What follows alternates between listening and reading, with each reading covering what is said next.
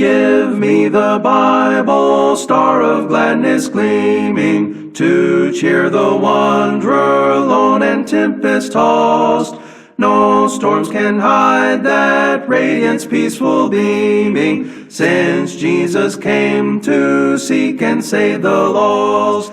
Give me the Bible, holy message shining, thy light shall guide me in the narrow way. Precept and promise, law and love combining, till night shall vanish in eternal day.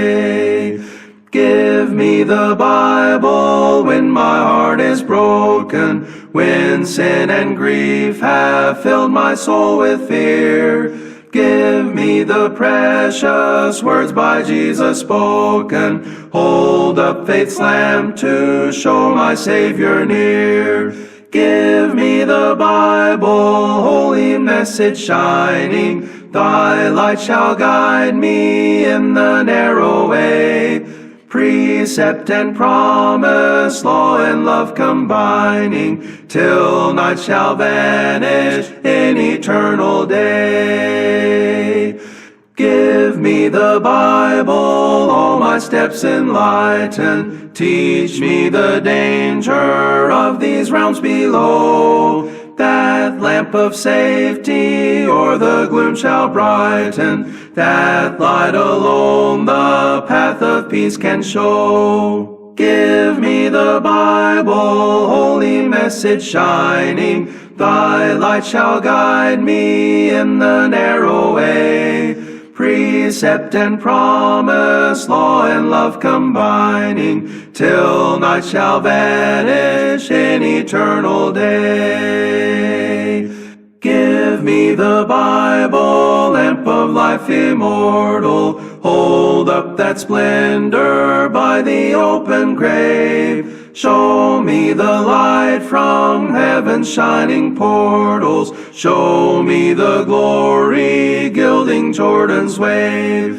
Give me the Bible, holy message shining, thy light shall guide me in the narrow way. Precept and promise, law and love combining, till night shall vanish in eternal day. Agree entirely with what John said about the Bible. It's becoming more and more obvious to me that we don't realize what a treasure, what a wealth we have in that book. It sort of becomes dearer to me the older I get, and the more amazed I am at what I find as I read through the scriptures.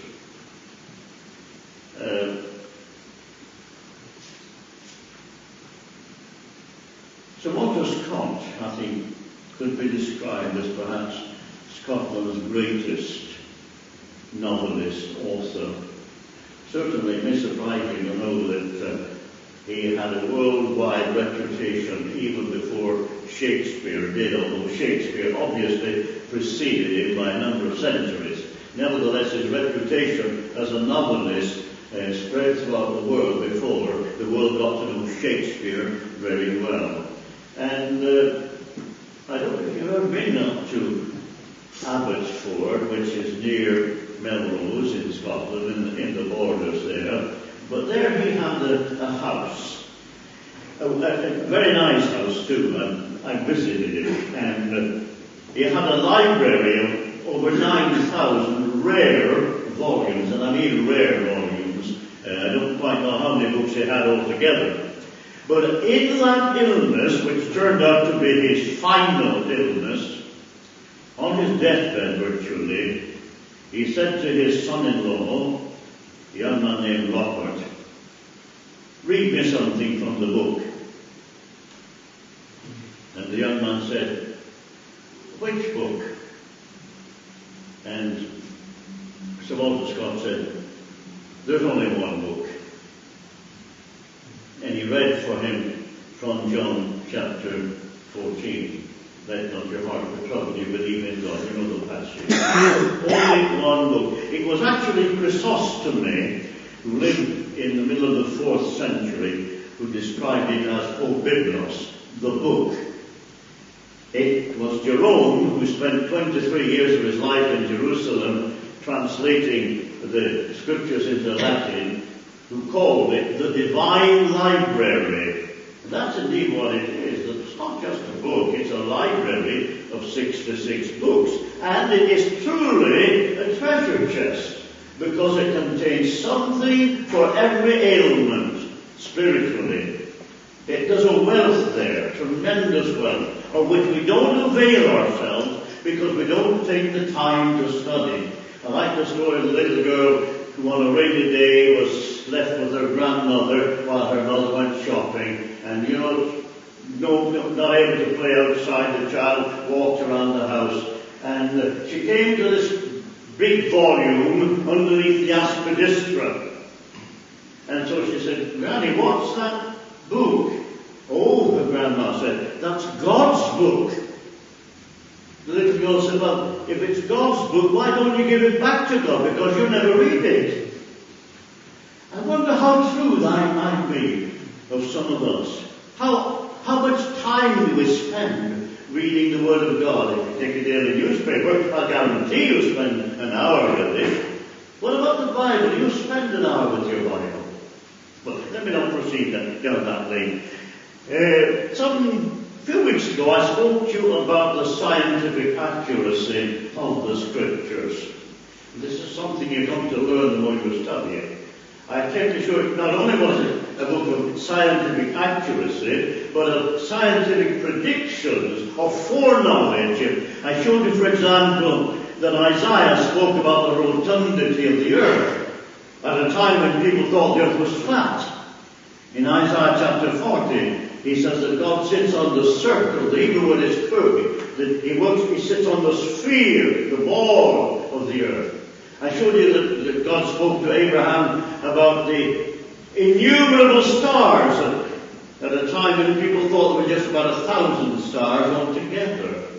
I talked about the use of the word firmament. The Bible doesn't use the word firmament. The word raquia means a thinness, an extenuation, an atmosphere around the earth. So many wonderful scientific truths long before our so-called clever scientists ever came to understand a little bit of it. But I want to continue along that line and talk about the historical foreknowledge, the historical predictions you find in the Bible. Because I'm going to take on a kind of potted tour through the history of the Scriptures. I won't take that long, we're already running over time. Let me begin with Genesis chapter 15, a very important chapter in the book of Genesis, because there God makes a covenant, God's covenant with Abraham, the Abrahamic covenant, very important indeed. And God participates in an age-old ceremony that went along with the making of a covenant. When a covenant was made in ancient times, various creatures were sacrificed, animals were sacrificed, cut in two, the parts were laid in two rows, and the participants to the covenant walked between the parts, as if to say, may this happen to me if I don't keep my covenant, my promise. Now Abraham, because this was to be a covenant, and a covenant is normally agreement between two people, Abraham expected to participate in that covenant, in that ceremony. But God prevented him from doing that. God caused a deep sleep to fall over him, a kind of coma, a trance, so that Abraham actually saw what was happening, understood it, but couldn't take part in it. God, he saw simply a light of fire moving up and down between the pieces. This was God symbolizing that he alone was the one who would keep the covenant. It was his covenant. It depended on him, not on Abraham. And as part of that covenant, in Genesis chapter 15, God said to Abraham, your people are going to be overcome and taken by a foreign power for 400 years. But after 400 years, I will relieve my people, and I will punish the persecutor. He's predicting what happened in Egypt. He's predicting not only that Israel, Abraham's descendants, would go into captivity, that they would suffer under this great power, but that eventually God would deliver them, and he said, and I'll bring your descendants back to this place, back to the land of Canaan. Wonderful promise, fulfilled to the very letter, as you well know. Of course, back in the land of Canaan, the Jews had it, well, fairly comfortably for some time. At least they weren't bothered by any outside enemies. They had trouble among themselves, and they certainly had trouble among the nations round about them, the Canaanite tribes. But while that was happening in Palestine, things were happening in the world of the Middle East. A great power was developing. The power that was centered in Nineveh. If you go back to Genesis chapter 10, you'll discover that after the flood, when the people had been scattered, those people who wanted to build the Tower of Babel were scattered because they didn't understand their language. It's like the EU, isn't it? You know anything about it? It's a modern Babel we've got out there. Anyway, that's another subject. Nineveh was developing over 1,000 years before Christ came, maybe longer than that. Go back to Genesis 10, you'll find that the founder of Nineveh was Nimrod, a mighty hunter, a powerful man. And that kingdom became the most wicked, the most vicious kingdom the world has ever known. I can't even begin to tell you the atrocities perpetrated by the kingdom of the Assyrians, as they became known, as a weapon of terror. They held people by terror and by cruelty. God tolerated that for some time. But then, in 721, 10 of the tribes of Israel, because of their disobedience to God, were taken captive by Assyria. That went on for some time.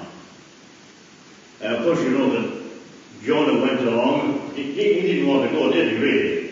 Jonah didn't want. Jonah wanted the Ninevites to get everything that was coming to them. And when the Ninevites repented, Jonah was not very happy about it. That lasted about 100 years after that. They repented for a time, but it all came back. They became as bad as ever. And in 721, Israel was the 10 tribes were taken captive. In 612, the hammer came down on the great city of Nineveh. Remember, by this time, the Assyrian Empire had spread throughout Mesopotamia. It was the greatest part of its time. But wicked, terribly wicked. But Nineveh itself was the most powerful city. According to the historians, it had walls 40 feet high. It had gates in Nineveh, very powerful gates, strong gates. And there was an oracle, so-called, delivered by one of the so-called gods, that said that Nineveh would not fall until the river Tigris turned against it. Now that seemed an unlikely thing, it had never happened. But it did happen. There was a terrible downpour, and how to describe this? A terrible downpour that caused the river to overflow its banks. It flowed through the city, and the city was flooded. Now the king, Ashurbanipal at the time, was so afraid that this was the fulfillment of the ancient prophecy that he actually piled up all his stuff in the palace, put his crown on the top of the pile, and set fire to it all, and thus committed suicide, and Nineveh fell.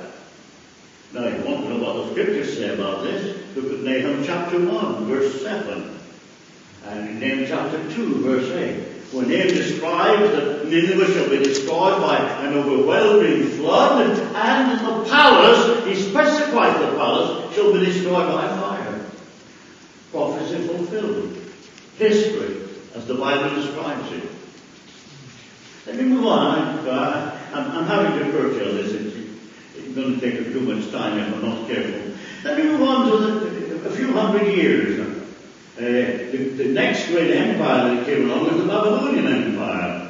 And you remember that the Nebuchadnezzar invaded Palestine 3 times and took not only the best of the people, but the best of the possessions of the temple itself. The golden vessel was taken back to Babylon itself.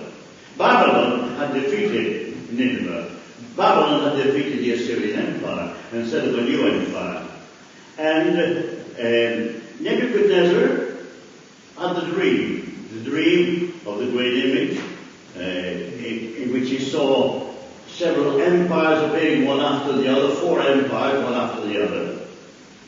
And eventually, on the walls of his palace, during the feast of Belshazzar, who was his successor, came the words, "Thou art weighed in the balances and found wanting." At that time, there was another rising power, and that was the Medo-Persian Empire, under Cyrus, who was the general at the time. Cyrus came along and laid siege to the city of Babylon. City of Babylon covered 200 square miles on either side of the river Euphrates. It was undoubtedly one of the most beautiful cities the ancient world ever knew. And they felt impregnable. They thought nothing could touch them, because the city was protected by a series of walls. If one wall fell, there was always another wall, until finally there was the citadel itself, walled with the river running through it. And in fact, to show the contempt of the besieging Medo-Persian army, Belshazzar had a feast for 1,000 of his noblemen, his great men, and he committed a sacrilege.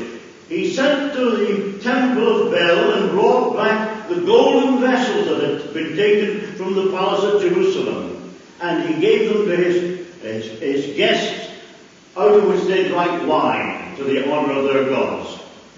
And that's one of the wallets that came to rightly got weighed in the balances and found wanting. They thought that the Medo-Persian army would eventually get tired and go away. But they reckoned, no, they didn't reckon, on the cleverness, the astuteness of Cyrus. He put some of his soldiers to cause a diversion at one side of the city, whilst the other soldiers diverted the course of the river Euphrates, so that the bed under the wall became dry. And his army was able to get through into the city, storm the gates, open the great gates, and allow the rest of the army in. If you turn to Isaiah chapter 44 and chapter 45, you'll find an amazing thing there. You'll find that 160 years before Cyrus was born, he was mentioned by the prophet Isaiah, who wrote about 701. And I'm talking about something that happened in 539 BC. In 539, there was a fulfillment of the prophecy made by Isaiah. God says, "I have called you by your name Cyrus, though you have not known me." And he says, "I will open for him the 2-leafed gates." In fact, Cyrus was told about this after he defeated the Babylonians. And he was shown the prophecy by the Jewish leaders. And he was so impressed that the God of Israel, Yahweh, had spoken of him before he was born, that he was willing to give the command for the rebuilding of the wall of Jerusalem and the rebuilding of the city itself. He was benevolent because he believed that the God of the Hebrews had named him and used him, and he had to serve him. That's part of history. But it was there in the Bible, long before Cyrus was born. Let me move on a little while. Of course, you know what happened after the time of the Medo-Persian Empire. Along came Alexander the Great. Remarkable young man. He was only 33 when he died. And he wept because there were no more worlds to conquer. It's said that he died in Babylon of alcoholism, drinking. And it is also said that in his triumphal march across the Middle East, he walked over the site of Nineveh and was told that this is where the great city used to exist.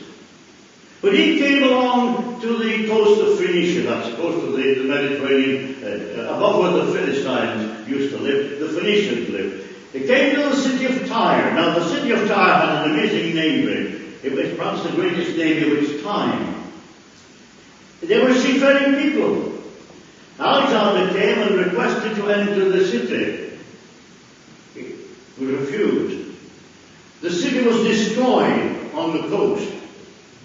But after that, when Alexander went away for a while, they decided to rebuild a city of Tyre on a little island just off the coast. The water's not terribly deep, but it would certainly be very inconvenient for an army. And they felt that they were impregnable on this island. But Cyrus came back, and he built a causeway from the mainland to the island. All the time his soldiers were building the causeway, the ships of Tyre were harassing them. But Alexander persisted. He reached the island city and destroyed that too. Now, if you want the evidence of this, you've got to go to the prophet Ezekiel. Ezekiel is told by God, speak against the city of Tyre. Why was God against Tyre? Because God says, when Jerusalem was destroyed, you rejoiced. And I have this against you. And he said, I will cause your stones and your timber and your dust to be cast into the sea. It happened literally like that.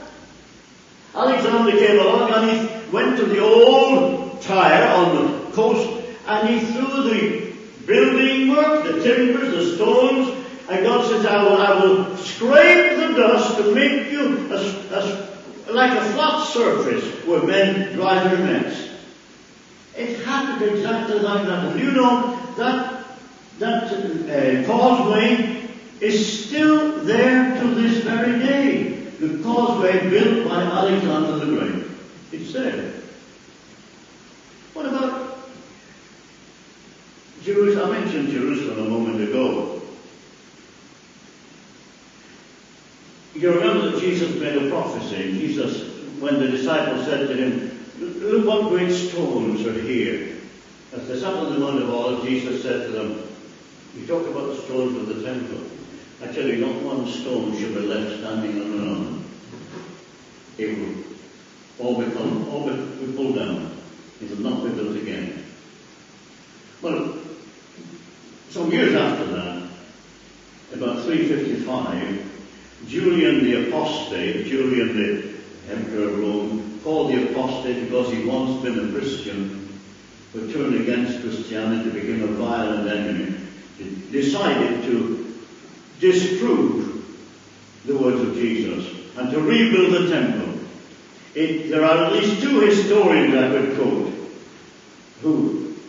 ancient historians I'm talking about, not modern ones, who said that they made several attempts to rebuild the temple, but fire came from the earth and burned the builders, so that the building was abandoned. And Julian the Apostate said, thou hast conquered, O Galilean. A few years afterwards, 3 years after that, he died in a battle. Of course, there have been other enemies too. Domitian, the Roman emperor, in 303 AD this time, not BC, AD, instigated what happened to be the 10th persecution of the early church. He commanded that all Christians should be destroyed and all Bibles should be burned. Eventually he built a monument on top of the burnt ashes of a Bible.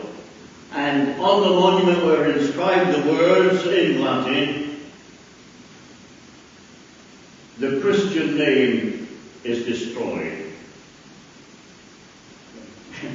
Well, 25 years later, Constantine the Great came to the throne, and in 328 AD, Constantine ordered 50 copies of the Bible at the expense of the Roman government. Right, the Bible's had its enemies. It has enemies today. It has some people who are making quite a nice living out of opposing religion and Christianity and the Bible. They're doing pretty well about it.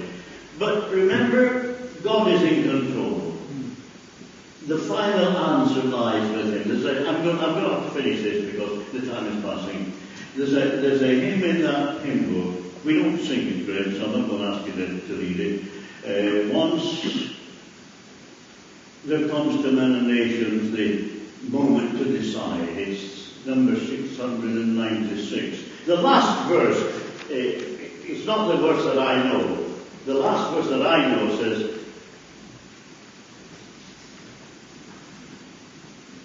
if I can remember how it starts off. I can't remember it. It was on the, I'm going to read out notes so that, bear with me.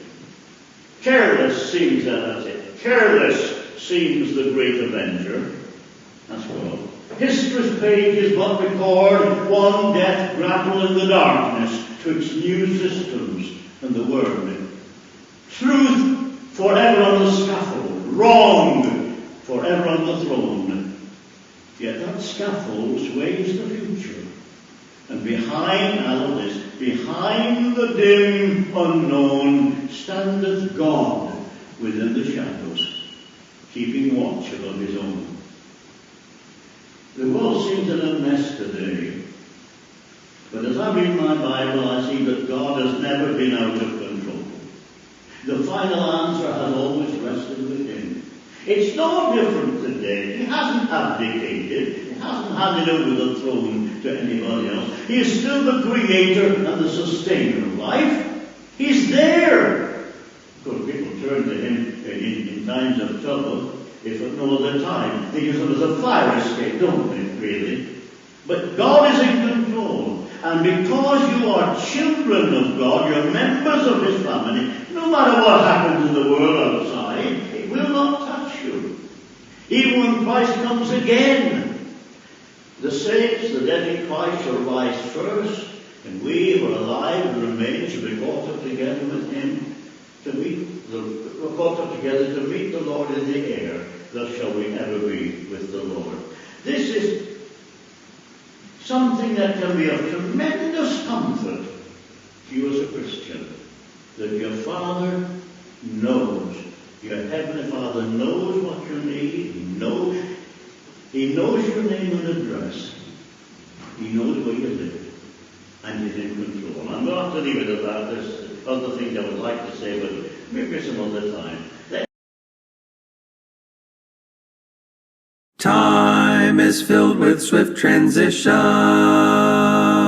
Naught of earth unmoved can stand. Build your hopes on things eternal.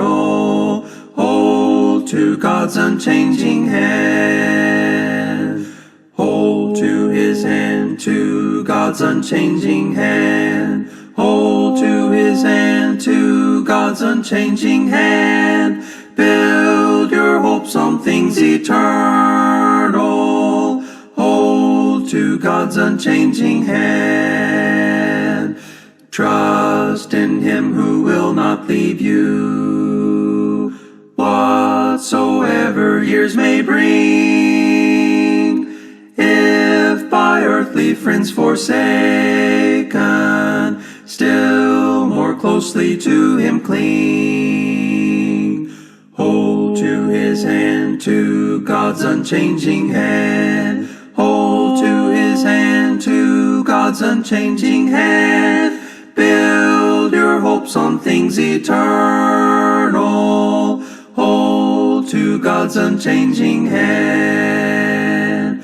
Covet not this world's vain riches that so rapidly decay. Seek to gain the heavenly treasures. They will never pass away. Hold to his hand, to God's unchanging hand. Hold to his hand, into God's unchanging hand. Build your hopes on things eternal. Hold to God's unchanging hand. When your journey is completed, if to God you have been true, fair and bright the home in glory, your enraptured soul will view. Hold to his hand, to God's unchanging hand. Hold to his hand, to God's unchanging hand. Build your hopes on things eternal. Hold to God's unchanging hand. I love to tell the story of unseen things above, of Jesus and his glory, of Jesus and his love. I love to tell the story because I know 'tis true. It satisfies my longings as nothing else can do. I love to tell the story, 'twill be my theme in glory, to tell the old story of Jesus and his love. I love to tell the story, more wonderful it seems than all the golden fancies of all my golden dreams. I love to tell the story, it did so much for me, and that is just the reason I tell it now to thee. I love to tell the story, 'twill be my theme in glory, to tell the old story of Jesus and his love. I love to tell the story, 'tis pleasant to repeat what seems each time I tell it more wonderfully sweet. I love to tell the story, for some have never heard the message of salvation from God's own holy word. I love to tell the story, 'twill be my theme in glory, to tell the old story of Jesus and his love. I love to tell the story, for those who know it best seem hungering and thirsting to hear it like the rest. And when in scenes of glory I sing the new song, 'twill be the old story that I have loved so long. I love to tell the story, 'twill be my theme in glory, to tell the old story of Jesus and his love.